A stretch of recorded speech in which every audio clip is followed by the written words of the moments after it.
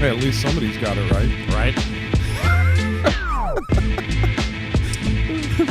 I feel like with this song, Batman's about to jump out of the shadows and do what Batman does.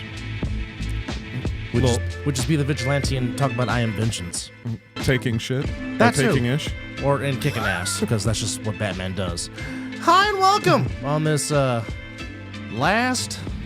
next to last Saturday in the month of March. Wow, it's about to be April. It's already about to be April. Yep. It's officially spring, and Major League Baseball will start next Thursday on the 28th. In the midst of March I thought the season Madness. started in September. Okay, for those that are not full-fledged baseball fans like yours truly, for those that are just casual baseball fans, yes. But for me, a baseball purist and a diehard baseball fan, Christmas starts for me on the 28th. And also also Christmas starts tomorrow. Well, wait a minute. 28th Of March. So just because she's sitting in the studio with me, that's my wife's birthday. Is it really? Yeah. Day after my grandfather's. Really? Yeah. Birthday's the 28th. So Yeah, my grandfather and my mom were a week apart from each other. we have so many damn March birthdays. In Right? our family, It's unreal. ridiculous. Like I know a whole lot of March babies. From the first of the month right through to the end. Well, hi and welcome to Talking Ish with Dumb Chris. That's Chris. What's up? I'm Dub. Which, by the way, thank you for last night. That was very fun hanging out with you and Ashmore and the dogs. They just won't leave you alone. No, will River was God. She a acting pain like in she the ain't ass. seen me in years. I'm like, River, it's only been since October since I wasn't there. Chill out, girl.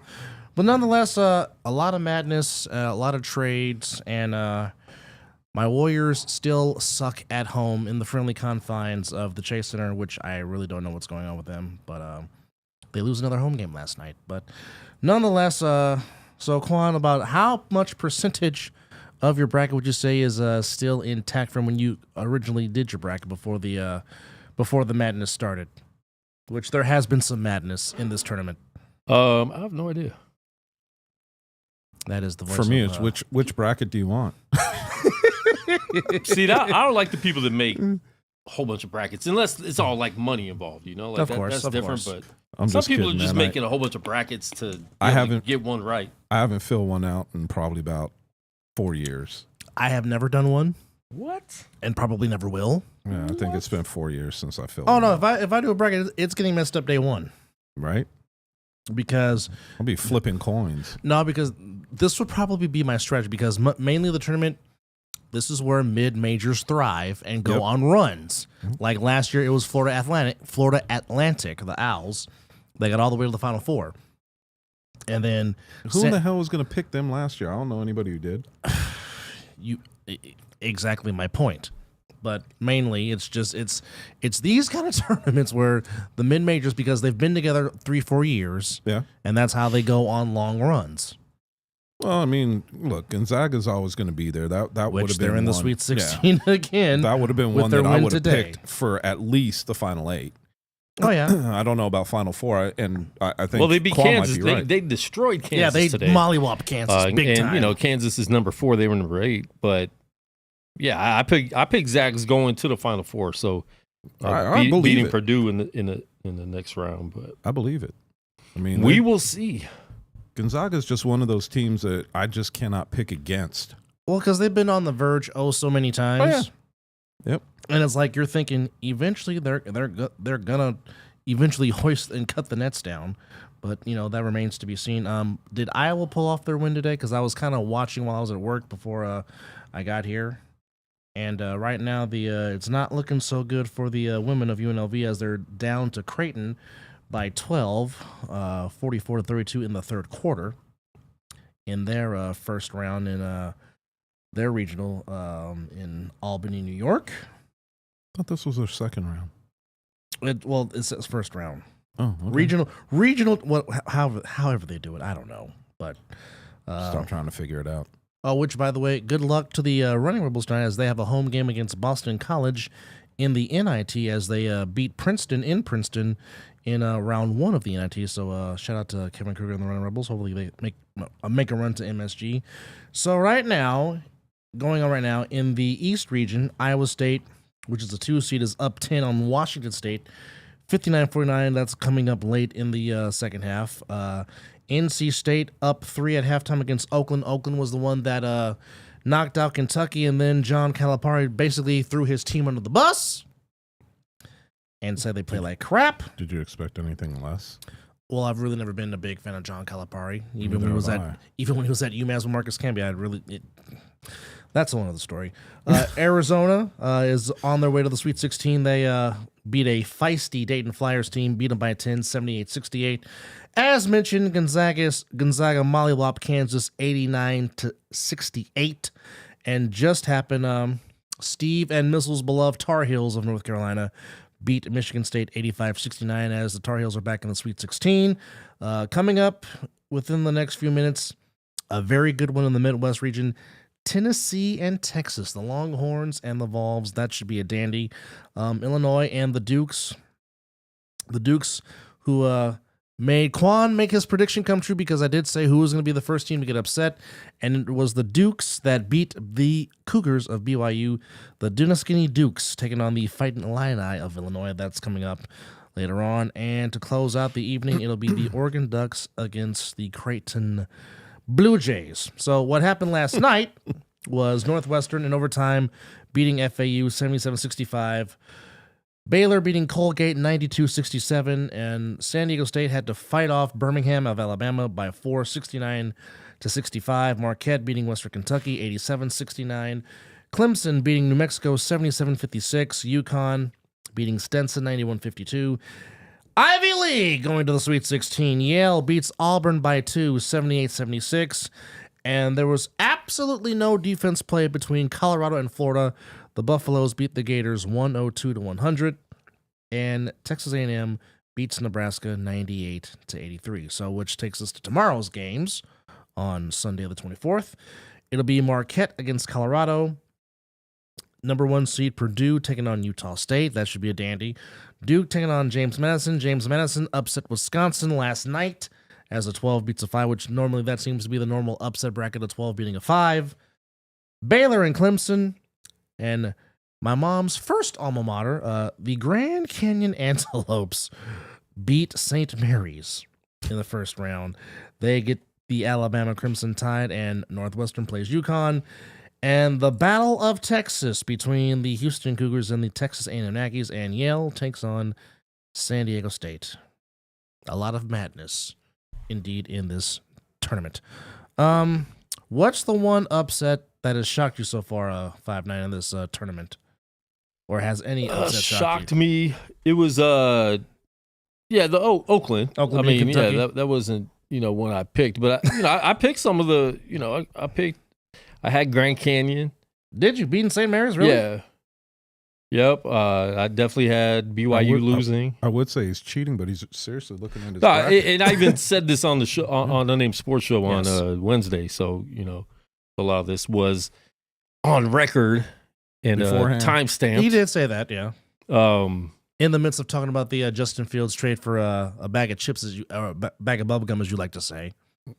And then I had Long Beach State beating Arizona. I thought they were on a hot streak. They looked really good in the first half, and then didn't score much after they took the lead. Sometimes that happens. Yeah. And then that Nevada game, I think, was the biggest surprise, them being up by 17 with like 7 minutes left and then blowing it. Because I had them winning, and I think they should have. That, when you're up that big with that little of time left, you should never give up a lead like that. Hell no.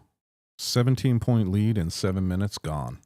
It's wild. Wow. Well, I mean, teams don't play defense anymore in basketball, or that seems to be the case. Well, they still play defense. They just don't do it on a regular. No, I mean, that's the truth about the situation.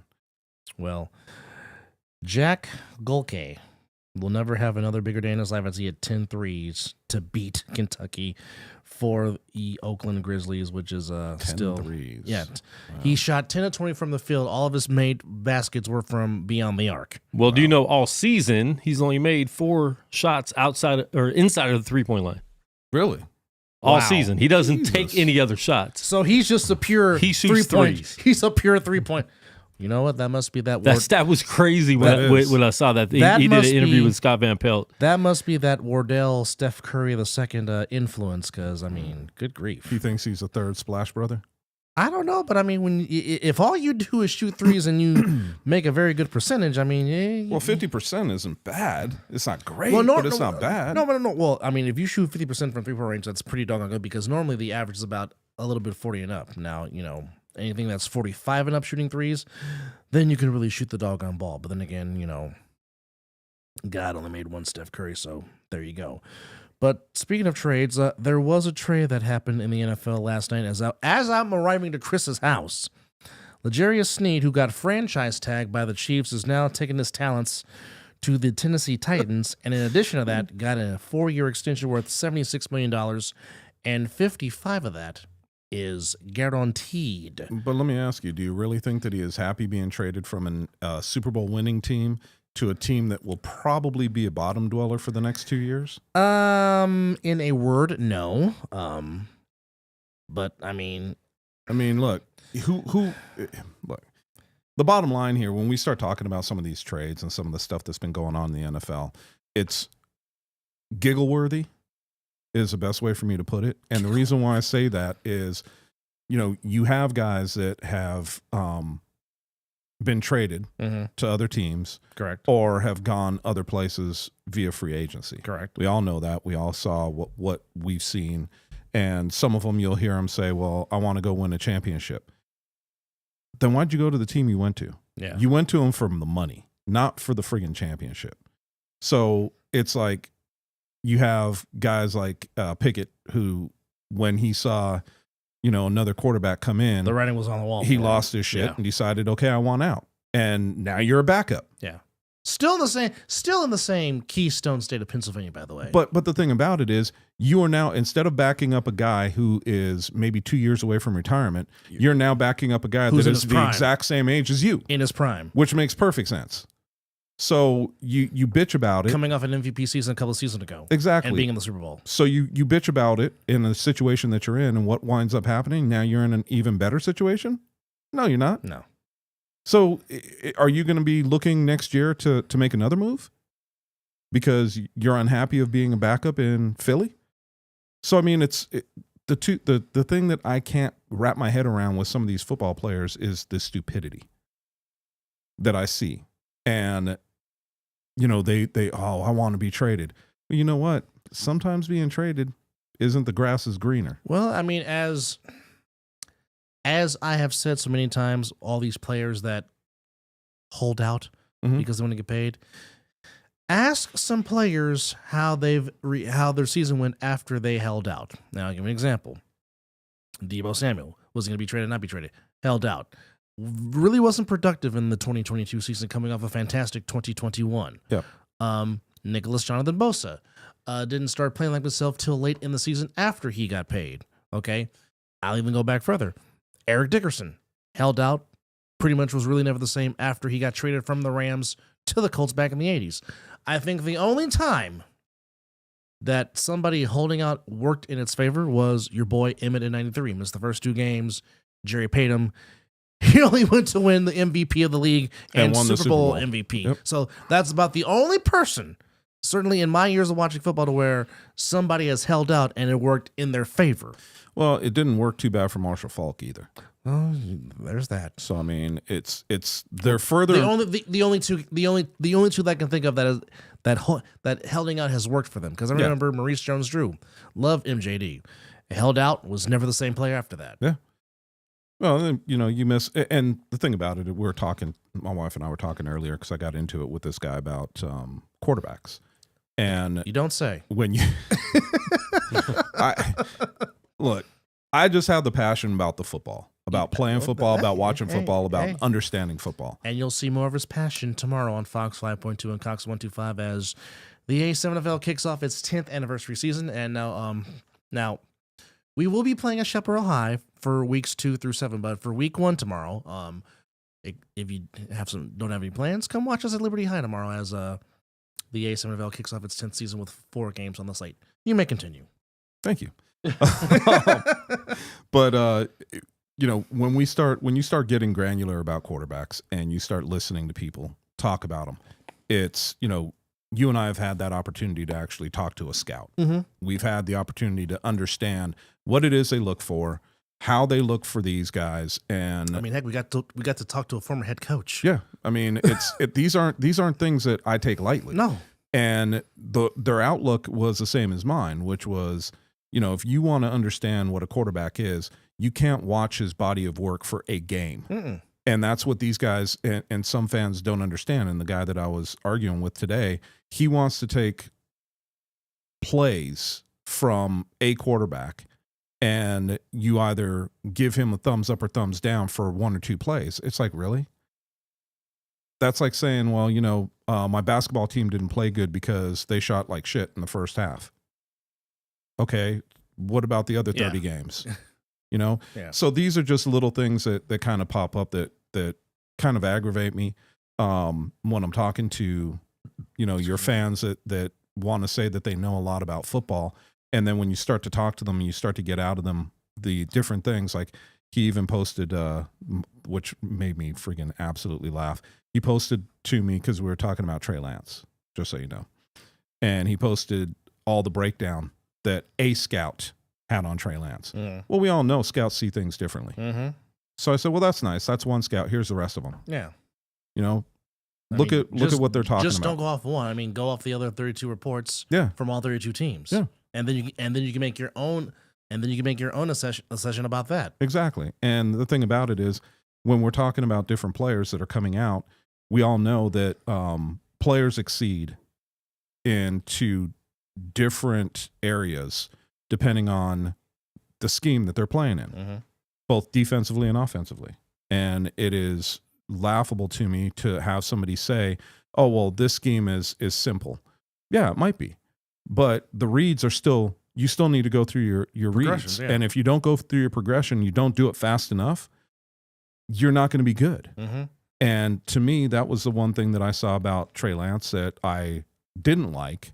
What I liked about him was his arm strength and his ability to throw off of different platforms, Mm-hmm. which is 1,000% true. Mm-hmm. His inaccuracy is bad. Mm-hmm.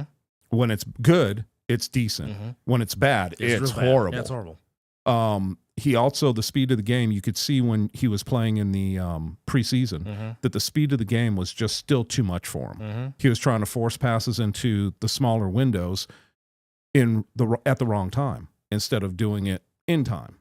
So there's a lot that I could see as to why Frisco was like, yeah, I don't think we got the goods like we thought we did with this kid, and why they traded him. And some players, Brock Purdy, I'll say it, some players like Brock get it, and they just get it quicker, Mm-hmm. and that's why he got the nod over him. Yeah.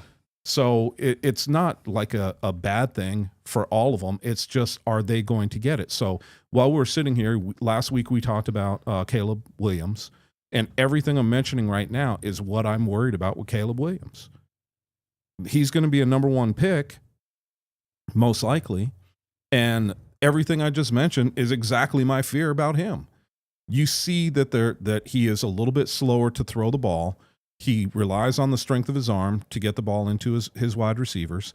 And one of the biggest problems that I see with him is going through his progressions, he stares down his receivers, Mm-hmm. which is going to get him picked off, just like Trey. So when I sit there and I look at him and I evaluate him, these are the things that I'm looking at. Yeah. Once the linebacker reads your eyes, it's over. Yeah. Because he can jump the route with ease. You got it. And so when I'm sitting there watching and listening to some of the stuff that's going on with these guys, it's, watching them on at the combine is one thing, but watching them on tape and seeing their release, seeing who's open, wide receivers routes. One of the things that the guy threw at me was one of the comeback routes that Dak threw, the pick against Frisco. And I'm like, dude, that wasn't even a comeback route. That was the worst route I've ever seen by Michael Gallup. He literally stopped his route and just let the corner step in front of him for the ball. So, I mean, there's a lot of different things that come into play when we're talking about some of these guys, and even running backs, wide receivers. You have to watch more than a few pieces of their game. I mean, if you could, who was it? Lawrence Phillips that damn near got your quarterback killed. No, he didn't damn near. Steve Young was pretty much murdered on his feet by Aeneas Williams because simply he just let Aeneas ran through and missed the block. Exactly. And Steve Young didn't see him coming. And I mean, the old term by Jerry the Healer when the Undertaker chokeslammed Mankind through the Hell in the Cell, and he's like, "That's it, he's dead." Yes, that's how I felt. That's how I felt when Aeneas Williams just KO'd Steve Young in '99. I'm like, "Oh damn, Steve, get up, Steve. He's not moving." Nope. And the thing about it is that's what we're talking about when you're talking about backs.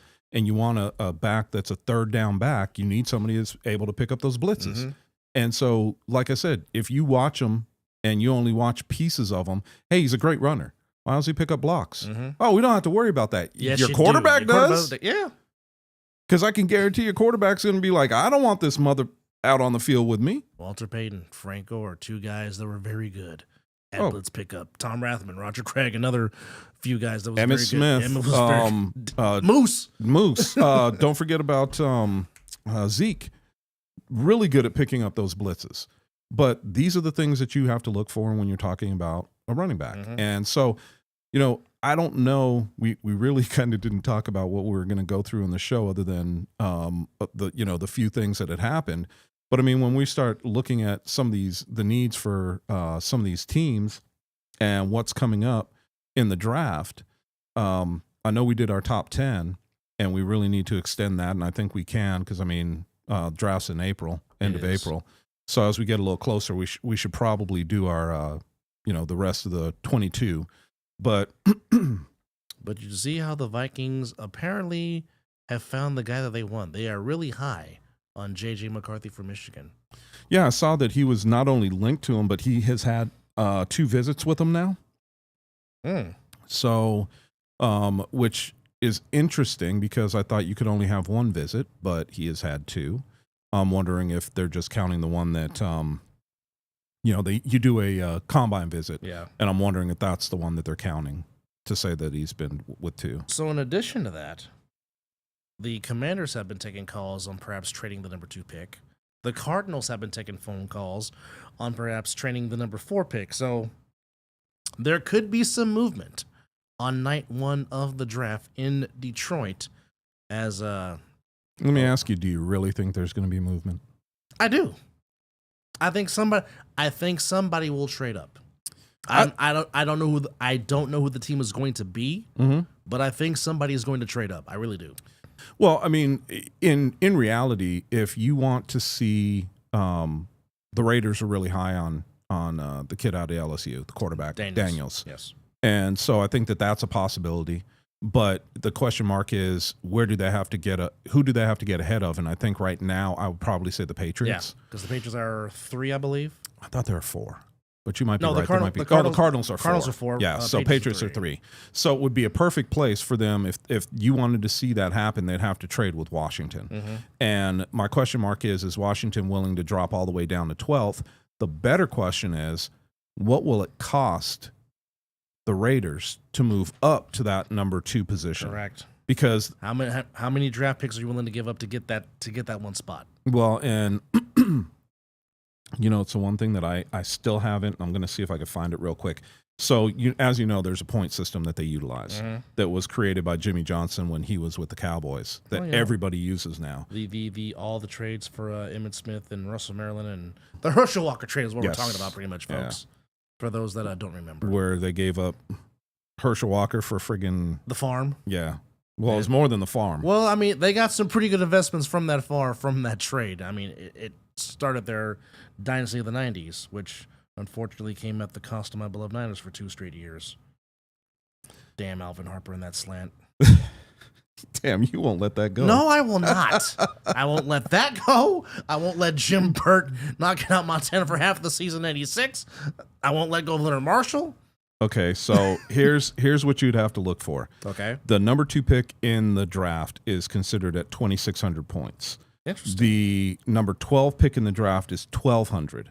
So you're going to have 1,400 points that you need to make up. Whoa. 1,400. So if you were to look at I wonder what would that be in money? If you were looking at that with draft capital, basically what you would be looking at is a second round pick Mm-hmm. so the 43rd overall is only 417 points. So giving up a number 2 pick wouldn't be enough to even get you close. So there, literally, you would be looking at probably giving up 2 number 1s to get that number 1 this year. So in a sense, you would have to give up the farm in a sense. Yes, so to jump up that far into the top 5. Interesting. So question mark is, do the Raiders like him enough? That's the question. To make that trade, because question. you're going to give away this year's number 1, next year's number 1, and possibly the following. Well, this year's number 1 for sure. This year's probably number 2, and next year's number 1 and possibly number 2 to get up there for that second pick. Which, if I'm Washington, bring it. I have no problem with that. I'll take my chances at 12. You're not wrong. Now, real quick, let's change subjects real, because I really want to get everybody's thoughts on this, including yours too, 5'9".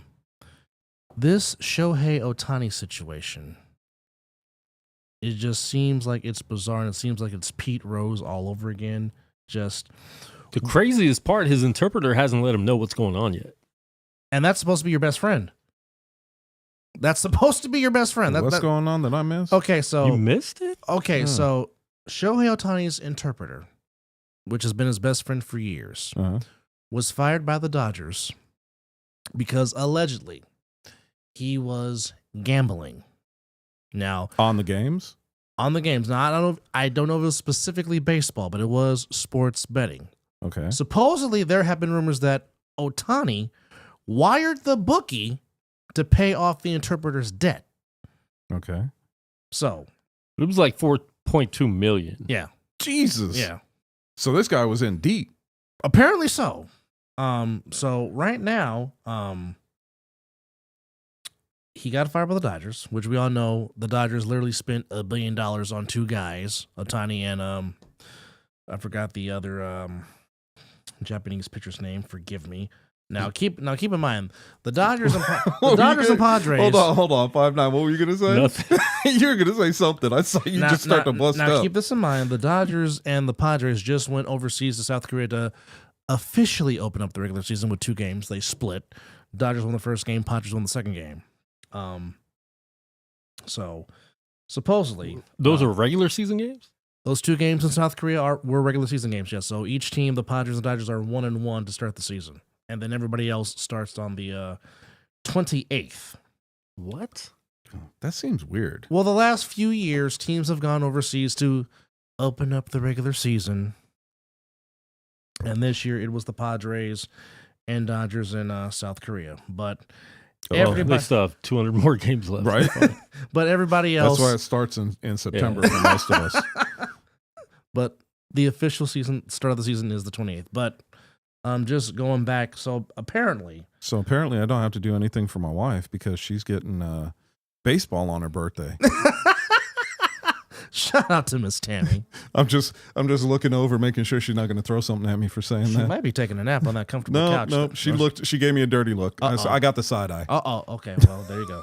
So this all took place Sunday, 8 a.m, South Korea time, 7:30 p.m. in the States, to where the commissioner was in there and learned that something was happening with Ohtani, to where the feds in California got involved in this. Ohtani's agent appears to be, or found that Ohtani's name appeared to be on 2 wire transfers totaling $1 million. Certainly, it was sent in between September and October to the Southern California bookmaking operation of Matthew Boyer, to which ESPN reached out. They got no response back. Gee, I wonder why. No, go figure. So then Tuesday in Seoul, Monday here in the States, they were trying to get more information from the Ohtani camp of this supposed betting situation. Then on Tuesday, Monday in the States, Ohtani paid the debt. Sorry, not death, debt. On behalf of the interpreter, he said he finally came clean to him and told him the truth, that Ohtani covered his debt in $500,000 increments. It is not clear whether the spokesperson saying Ohtani communicated with Bailey through his interpreter. But the spokesman said he quotes Ohtani as saying, "Yeah, I sent several large payments. That's the maximum amount I can send." Of 500,000. 500,000, which again, as Quan said, which led to the total of at least $4.5 million. Then the interpreter speaks with an ESPN reporter from South Korea. The interview was arranged and it was attended by Ohtani's spokesman.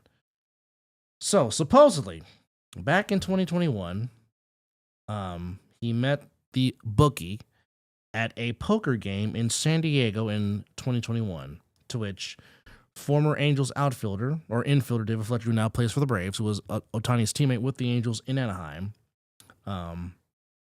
were both at the poker game, but he said he did not introduce the bookie and the interpreter. Fletcher then says, with knowledge of Boyer's operation, told ESPN that Boyer gained admittance to the poker game at the team hotel through an acquaintance of Fletcher. Fletcher tells ESPN that Boyer once before, while playing golf, and they had never placed a bet with Boyer's organization. Then, supposedly, the interpreter says that he started betting with Boyer on credit shortly after they met, placing several wagers on sports, but not baseball. Of course, for most people, this goes back to the whole Pete Rose situation when Pete Rose was managing the Reds, and of course got banned for gambling on baseball, which of course he lied and said he didn't, but then he finally came clean and said that he did do it. Okay, but we're talking about an interpreter. Yes. An interpreter. Yes, but the thing is, the reason why it's catching steam with Ohtani is because Ohtani, according to people saying that Ohtani paid the bookie, to which, if that is the truth and that is the case, that might come against Ohtani, even though he didn't bet, but because he paid the bookie, which I'm thinking that's something you can't do in the MLB bylaws, that might be held against him. I don't know. I don't know if that's going to be a suspension or him getting banned. I don't think he'll get banned like Pete Rose, but the fact is he involved himself, maybe not betting per se, but because he ended up paying the bookie that his interpreter was betting with. Okay, but correct me if I'm wrong. Correct. Okay. Like you said, his interpreter has been a lifelong friend. Correct. So he was helping his boy out. Correct. Well, I guess. But again, if the bylaws state that you can't bet on sports, he didn't bet. I know Ohtani didn't bet, but the loophole might be because he paid the bookie the money to help his boy get out of debt by working up by $4.5 million. I don't know what baseball's going to do. All I know is it's going to be a story that's not going to stop. And being that you're playing in the second biggest media capital in the world in Los Angeles, all it's going to do is just enhance itself, and the story is going to get bigger by the day, and that's going to be a distraction to the Dodgers, which it couldn't have happened to a better team. Yeah, that's my Giants bias kicking in.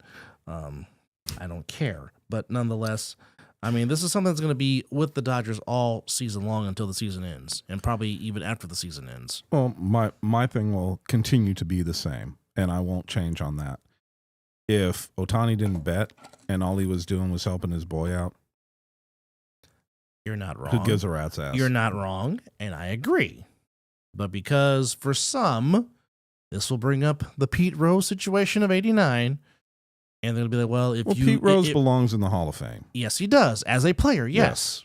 He should be given his player's plaque because he did not do that as a player. He did that as a manager. Exactly. Now, if you want to ban him for that, that's fine. But as a player, he definitely deserves to have his plaque in Cooperstown. Yeah, agreed. I will never argue that. But, I think because Pete lied for so long and then finally confessed, that probably kept him out of the Hall of Fame as a player. Yeah, and I think that's chicken shit. But anyway, you're not wrong. You're not wrong. My thoughts on things are much different than most because I just let's be real, right? Mm-hmm. Right is right, wrong is wrong. Absolutely. We all make mistakes. We all do things that we shouldn't. Absolutely, you're not wrong. We all go down we all turn left when we should have turned right from time to time in life. Mm-hmm. And yeah, we try to lie to make up for it. Okay, gotcha. But Pete Rose, everything he did he did after he was a player. Correct. So let him go into the hall as a player and worry about the rest of that shit afterwards. You know, you've already banned him. He's never played in another baseball game. He's never been a manager anyplace else. Okay, get over it. Now the Ohtani thing, who cares? He paid for his boy. Big friggin' deal. That's the way I look at it. You're not wrong. And so if it winds up being a big thing for LA for the season, then somebody's being dumb. That's all I could say. Well, it's a sad weekend. Let it go. It's a sad weekend here in Vegas as the NBA is canning the G League Ignite. So tomorrow and tonight will be the last times you get to see the G League Vegas Ignite team as they are shutting down operations after this season. Why? How many games did you go to? Are you saying that's why? How many games did you go to? I've been to one. Okay. I've been to one game. I'm Yeah, in nobody two. went. Yeah. There was like 3 people in there every time. I didn't go to any. I wanted to, and I never did. Well, I mean, I think that, you know, when you start talking about G League games too, the problem is a lot of them are played during the week.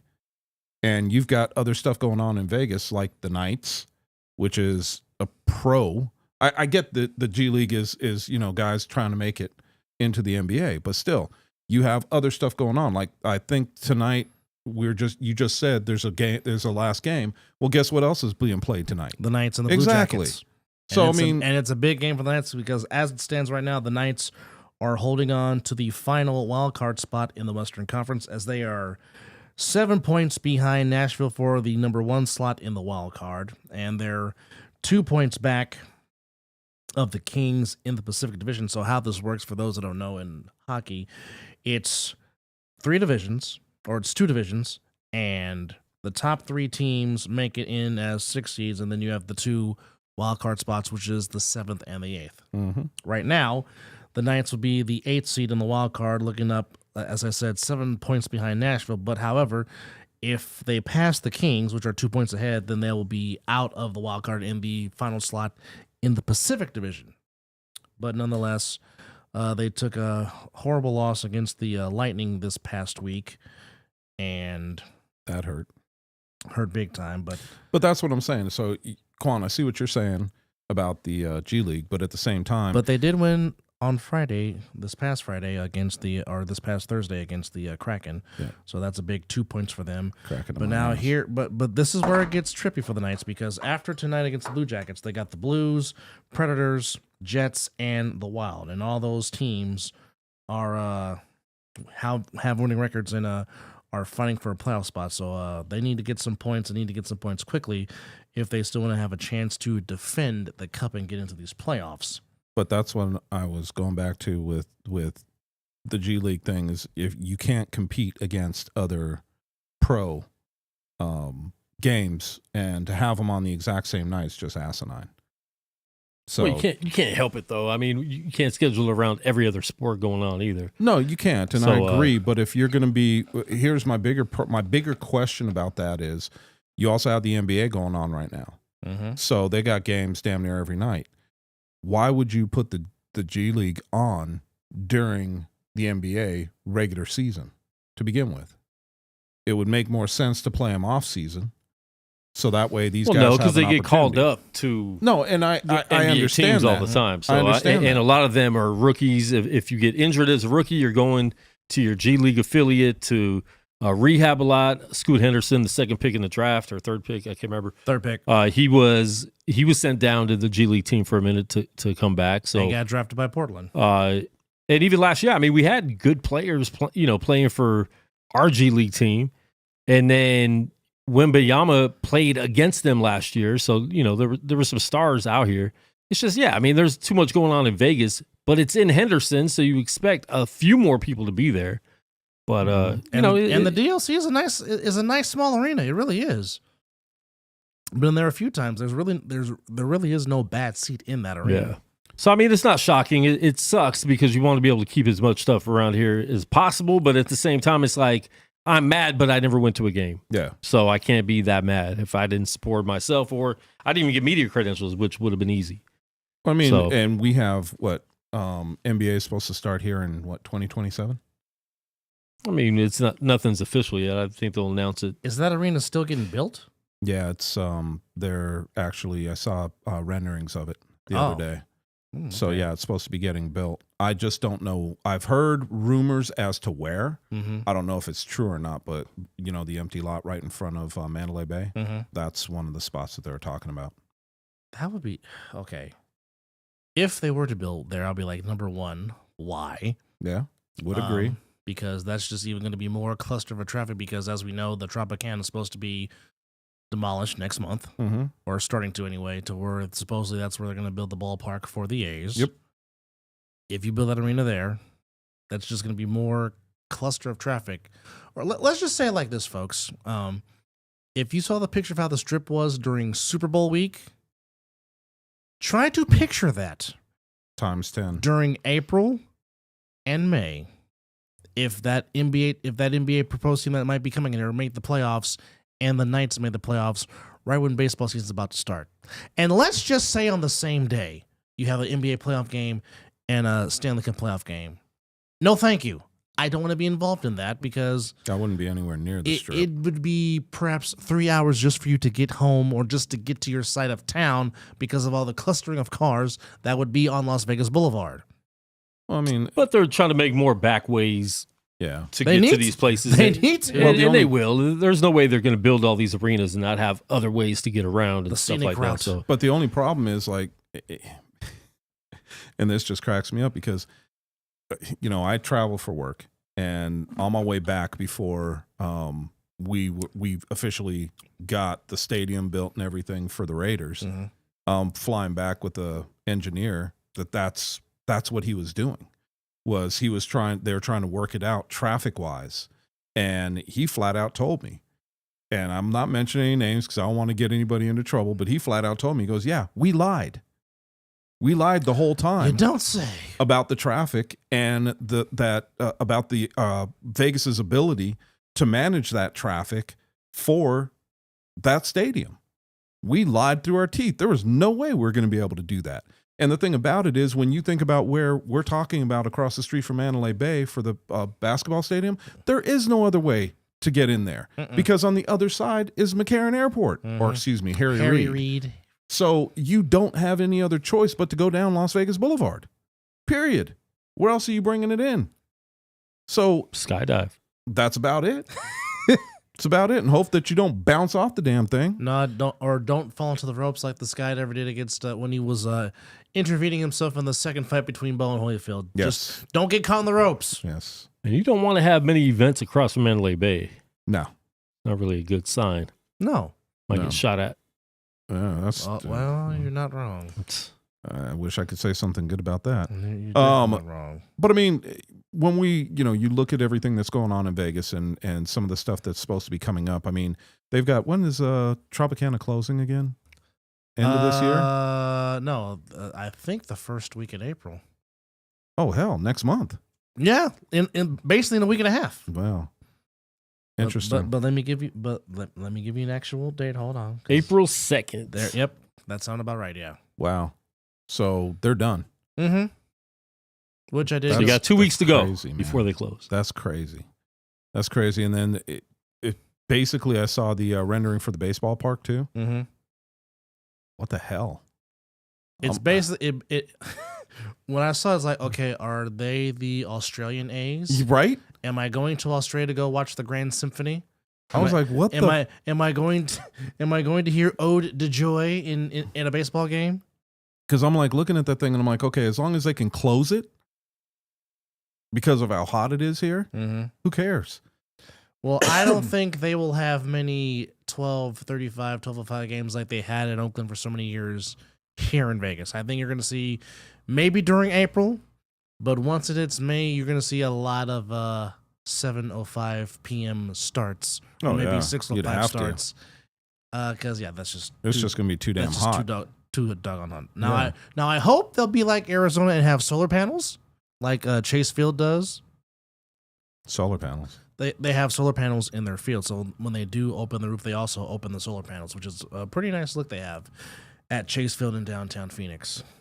Interesting. So hopefully the A's will take that idea. But more importantly for that, Hopefully, John Fisher, who I'm really not a big fan of, who was the owner of the A's, hopefully he will learn when he moves out here, to which they were having some rally, and the Vegas crowd was not very positive response to that. You could hear a pin drop if you want to. They were not necessarily excited because, again, their taxpaying money might go to having that stadium built, to which the teachers... There's no might. Well, that's why the teachers of Nevada filed a lawsuit against it. Yeah. I mean, we're paying... And the thing about it is that we didn't do that for Allegiant. No. But we're doing it for the baseball stadium because the A's basically don't have the money. No. To make it happen. No. John Fisher has money. He just is a very cheap skate. And that's putting it mildly. Because the A's had multiple chances to build a stadium. Heck, they had a stadium, and the whole plan was laid out and everything, playing in Fremont, which is take about 30 minutes away from Oakland on a good day, not in traffic. And I would have called them the Fremont A's. Yes, I would have. The Fremont A's of Oakland. But they had plans to play at Cisco Field. Arlington Cowboys. Yeah, you are what city you play in. So that's just So they'll be the Paradise A's. Yeah, pretty much. I wonder if they're going to change the nickname. No, they're going to keep the Athletics. I mean, they've kept the nickname going through now, about to be their fourth city they're about to move to. So, I mean, Why change now? They kept in Philadelphia. They kept in the Kansas City. They kept it in Oakland. So, I don't know when they adopted the elephant mascot, but I think the elephant mascot's been there for as long as I can remember. So, when we start talking about nicknames, I often think, Las Vegas Raiders. Yeah, that just makes a shitload of sense. Well, I mean... And now we're Las Vegas Athletics. Well, I mean, that's not too bad. Well, maybe they should call the basketball team the Renegades. I don't know. Hey, Sin City. There's a big thing behind that Quan doesn't know about, but that's an A7 thing for sure. Because we have the Sin City Chaos, and there's a whole thing about being the real Sin City. Yeah, but they spell their CIN. I produced that show. Did you? I hear it every week. Did you really? Well, you guys are talking about it every week. Yeah, on A7. Fucking God, man. No, I'm just talking about because of what went down from that. Oh, okay. From us going out there to Cincinnati and whooping their ass and then coming back. So it's a sore subject. It's still WKRP in Cincinnati. Yes, but it's just Venus Flytrap. The thing that I never understood is even going back east, I've never heard Cincinnati ever referred to as Sin. I don't think I've ever heard a Cincinnati resident referred to as that. No. I've heard them call it the Queen City. Yeah. I've heard that many a times. Oh, yeah, because that's their nickname. Yeah. And there's a bunch of other nicknames, but I've never heard them use Sin in anything. Cincinnati's used it. When have you ever heard I've heard it before. I had heard it before that a lot, but not near as much as Vegas. I've heard Cincy. Cincy. Cincy. That's my thing. The acronym for Cincinnati. Yeah, I've never heard just CIN. No, Cincy is always, but no, I've heard Sin City before for them. Really? Yeah. Interesting. Quan's got high friends in low places. I grew up low in friends hip-hop. in high places. That too. That's why he is the 5'9". It's the hip hop era. Yeah. So right now, NC State is in a dogfight with Oakland late in the second half. It is 59-57 NC State. Tennessee up 8 on Texas, 16-8 in the first half, and Illinois and right there. The Dukes getting started. Right, and now Texas just scored. It's now 16-10 early in the first half. And Illinois is up 2-0 at the beginning of the game. Oh, now they're tied. Nope. Still travel. 2-0. Oh my God, that's travel. It's only it's 2-2 up there. Oh, and it's right there on the bottom right, and it's 2-0. And Iowa State is into the Sweet 16 as they beat Washington State 67-56. So, some matchups on Thursday as it is to be determined. So, the Thursday matchups in the Sweet 16 will be, well, we know the first half, and then we'll give you the first half of what's happening with that. I was going to say, aren't they still playing for some of the? Well, the rest. Illinois is about to hit a 3. I feel the rest of the slot we filled out. Wow. Yeah, you just called it. Yeah. Did you see it from that? You saw it from Nash TV, didn't you? It's not on that TV. No, but the score is. Oh. So, and it just went. Come on, man. Oh. Come on. Here I was thinking. Here I was thinking the dude's friggin' Quastradamus? Yeah. Well, right now it's Quastradamus. It's not looking good for the Lady Rebels. They are down big late in the fourth quarter. It is 85-69 Creighton, and it looks like the what a surprise. Lady Rebels 30-2 season is going to end with a 30-3 record, which is still not bad at all. Yeah, but they do this. They've been doing this last few years, and they get to the tournament and get blown out. But how? Shut the bed. But here's my question: how are you 30-2, and you're a 10 seed? Because the Mountain West women's is not as strong, very good. It's not as strong as the men's. You're right. That does make a lot of sense. USC, Mountain West men's, they went into the tournament, and most of the teams already lost. Yes. San Diego State being the only team to survive, which, of course, they did play in the national championship game and lost to the eventual champions, which is the Yukon Huskies. Do you know I must not have watched that game because I forgot all about last year. I don't remember anything from last year's tournament. I don't know how or why. And I'll be honest, the only game that I remember was the UCLA. Who they play here? I can't remember who they played here. It was UCLA. Oh, that was the Pac-12 tournament, though. No, they were in the tournament. They were in the tournament. It was we had a tournament game here. Yeah, we had the Final Eight here. The Elite Eight. Yep, the Elite Eight. Thank you. I forgot about that. See, I don't remember anything from last year. And I went to the game. I must have been dating a Latina or something. Stop. I don't know. Did you do the Scott McCorkle? I don't do nothing he does. Does anybody do anything Scotty does? I mean, probably another version of him in a different alternate universe somewhere, I'm sure. I'll try to stay away from all those rashes he had. I'm not touching that, man. Love you, Scotty. I wouldn't touch it either. See you tomorrow. I sprayed that mic and headphones down a lot. Oh, boy. Which, by the way, we do have some news for you guys. This will be our last. Scott seeing. I don't know. I don't know. Oh yeah, that's we'll find that out tomorrow at Liberty High. Which, by the way, join us Liberty High if you have nothing to do, and come watch some A7FL football as we kick off opening day of the 10th season. Throw off. There is no. I said opening day. No, but you said kickoff opening day. We throw off. I know. Hey, I had a long day at work dealing with rowdy fans. But yes, it is the opening throw-off to the 10th anniversary season, so please join us at our temporary home for week 1, Liberty High. But please join us for weeks 2 through 7 at Chaparral High, which you're going to love that very spacious booth, let me tell you. Well, as long as I'm hoping Liberty's as spacious as Chaparral. It's a nice booth. Really close? It's almost kind of like Chaparral, but just about a size down, but it's still a nice view. Okay. You won't get cut off by a pole. But, our thanks to Bonanza for letting us use their facilities for the last fall brawl and the last national season and this past fall brawl. So thank you to them. But you will get to see the Raiders practice facility from Liberty High.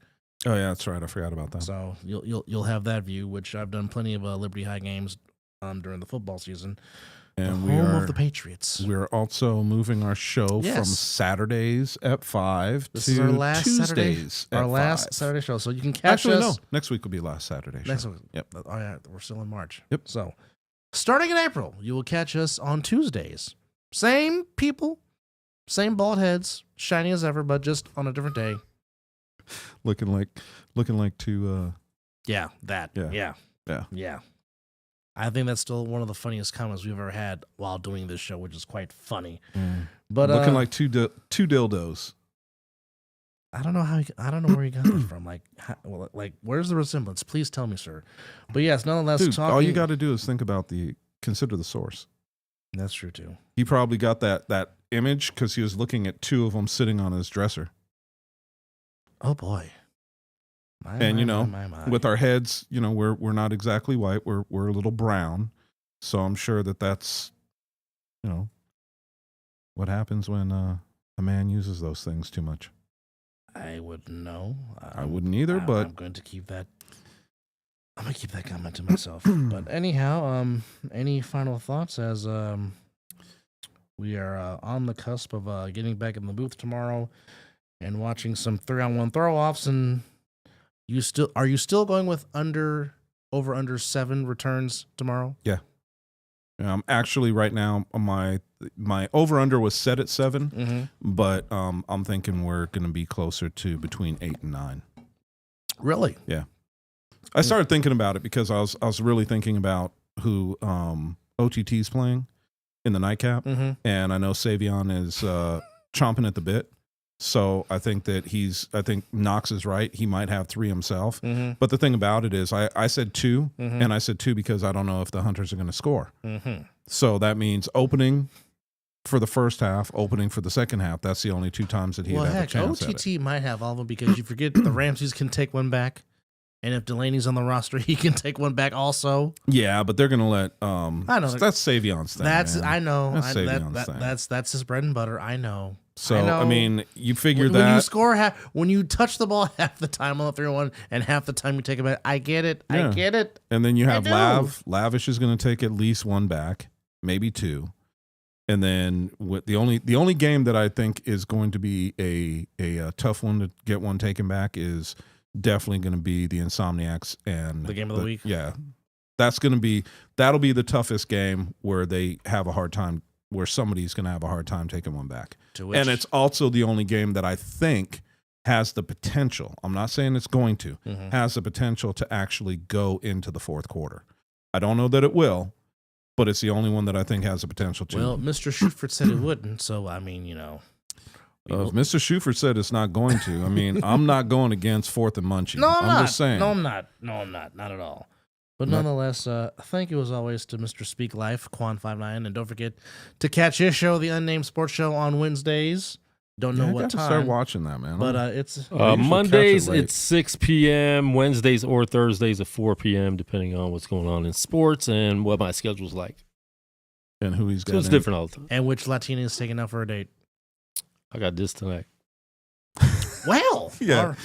All right then. I told him where we're going afterwards, and he's like, that does sound good, man. Where's that place at? Because I was supposed to go out for sushi, but I'm tired, and I don't feel like going out. I'm just saying the red beans and rice and macaroni and cheese is fire. Shout out to Dripping Soul. But when I'm going to all-you-can-eat sushi, I don't eat all day, and so I didn't find out till about 3:30 that we weren't going. That sucks. Oh, that's because you're looking forward to it. Yeah, because I don't eat all. I mean, I eat like I'll snack like bananas or a banana and yogurt for breakfast. Yeah, that was it. Is it a parfait? No, it was Yoplait. Yoplait. Got it. But I mean, I get it because you do something like that thinking, okay, I'm going to go out and I'm going to eat good tonight. Yeah. And then all of a sudden it's like, well, I can't make it. It's like, really? Really? I'll give her one more chance. She had Biggie, a good reason. I Biggie, guess. give me one more chance. Wait a minute. What was her reason? She's tired. That's really? You're going to let her slide with the... Well, because we haven't went out before. So she said that she wants to be present when she meets someone for the first time, or goes out with someone for the first time. So we'll see. We'll see. Now let that flip against us. We're getting called every name in the book. Yeah, exactly. If she wasn't hot, if she wasn't pretty, it'd be different. I heard hot is offensive to some women, so I don't like calling women hot. Well, Paris Hilton made money off saying that. Well, it's interesting is I had we had a trainer. She's worth a second chance. She's worth but if she doesn't, she's. Oh, okay. We had a sales trainer that was European, and most women hate the C word. Yes, she loved it. She's like, I don't care if you say it. So we walked in the morning. That was hey, what's up? And she's like, hey. So yeah, it's kind of weird. She got excited.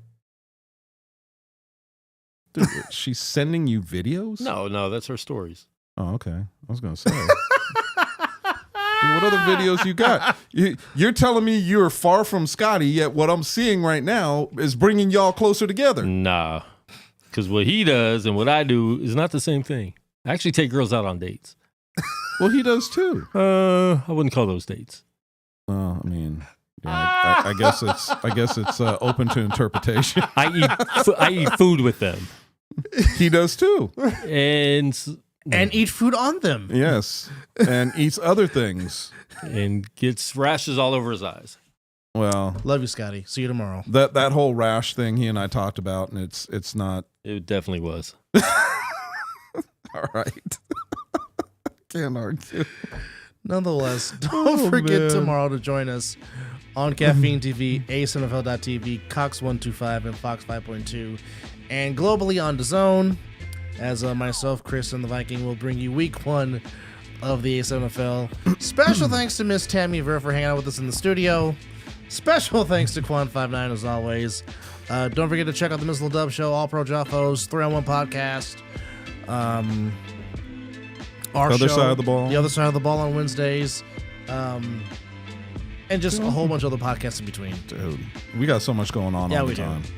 Anyhow, for 5'9", for Chris, I'm Dub. You We're guys out. enjoy the rest of your weekend. Be safe. Take care of yourself and each other. Don't drink and drive. Call a Lyft and an Uber. Your life is valuable. Don't waste it. See y'all next week.